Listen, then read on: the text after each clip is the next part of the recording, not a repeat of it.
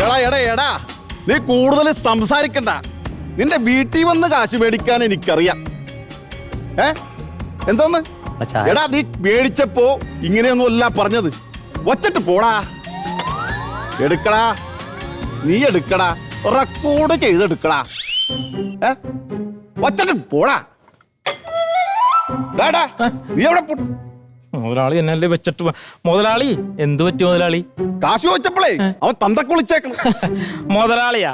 അവന്റെ കയ്യിരിക്കണ എന്റെ മുതല. മുതലാളി എപ്പോഴാണ് മുതലേനെ മേടിച്ച് അവന് കൊടുത്തത്? എടാ മുതലെന്ന് പറഞ്ഞ എന്റെ കാശ്, പൈസ പൈസ.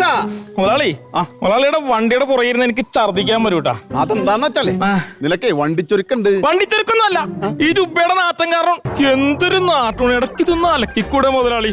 ഹോ, വെറുതെ അല്ല നാട്ടുകാര് താറാവകാശം എന്ന് വിളിക്കണത്. അതെ, ഒരു അബദ്ധം പറ്റിയല്ലേ. ഞാൻ നമ്മുടെ പത്രോസിന്റെ വീട്ടിലുണ്ടല്ല പലിശ മേടിക്കാൻ ചെന്നതാ. ഓ, കോളിമ്പല്ലടിച്ചതും വാതിൽ തുറന്നു പത്രോസിന്റെ ഭാര്യ. ഞാൻ പറഞ്ഞേ എന്നെ മുതലിങ് താടിയെന്ന്. അവള് കേട്ടതേ എന്നാ മുതലാടിയെന്ന്. വടി തുടങ്ങിയില്ലേ അപ്പൊ തന്നെ പട്ടീനെ അഴിച്ച് പത്രോസ് വിട്ട്. പട്ടി എന്റെ മുള്ളും പുറത്തുണ്ടോടി. ഞാൻ പട്ടിയുടെ പുറകെ, ഞാനോടുമ്പോ പട്ടിയോടും, പട്ടിയോടുമ്പോ ഞാനോടും. ഓടി ഓടി ഓടി കാട്ടാക്ക് കാട്ടാക്ക്. എന്നിട്ട് ആര് ജയിച്ചു മുതലാളി? എടാ ഞാനേ ഒളിമ്പിക്സിൽ സ്വർണ്ണ മെഡൽ മേടിക്കാൻ പോയതല്ല പട്ടിനായിട്ട്.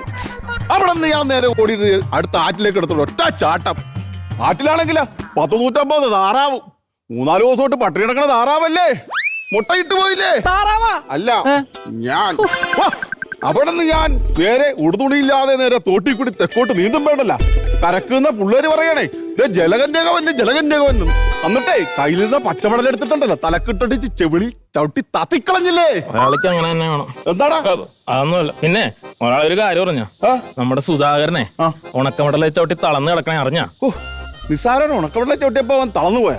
തെങ്ങിന്റെ വണ്ടിയൊക്കെ ഉണക്കമടലെ ചവിട്ടിയ പ്ലച്ചെന്നും പറഞ്ഞ് താഴെ വീണ് തളർന്നു പോവില്ലേ മുതലാളി? എന്റെ മുതലാളി അവന് ചത്തുപോഞ്ഞ ഭാഗ്യം. മുതലാളി അവനെ ഒന്ന് സഹായിക്കണം. നീ ഒരു കാര്യം ചെയ്, നമ്മുടെ തെക്കേപ്പുറത്ത് ആ സ്കൂട്ടർ എടുത്തിട്ട് സുധാകരൻ അങ്ങോട്ട് കൊടുക്ക്. ഒരു സഹായിക്കോട്ടെ. തളർന്നു കിടക്കണവന് പഴയ സ്കൂട്ടർ കൊടുക്കാന്ന് പറഞ്ഞ മുതലാളിയുടെ മനസ്സ് കാണാൻ വേണ്ടല്ലോ. വെട്ടിക്കൂട്ടി ആറ്റിക്കളയാൻ തോന്നും. എന്റെ പൊന്നു മുതലാളി, അവൻ ഒരു നേരത്തെ ആഹാരത്തിനൊരു വഴി പറഞ്ഞുകൊട്. അത്രയുള്ള hotel Kochirani, SN. Junction, NH bypass, Cherthala. Super ഫുഡാണ്, പോയി കഴിച്ചോളാം. മുതലാളി ദേ എനിക്കൊരു കാര്യം പറയാണ്ട് വേറെ. ഭാര്യ പറഞ്ഞേ മാസം തികഞ്ഞ് നിൽക്കാണ്, മുതലാളി ഒന്ന് പരിഗണിക്കണോന്ന് പറഞ്ഞിട്ടുണ്ട്.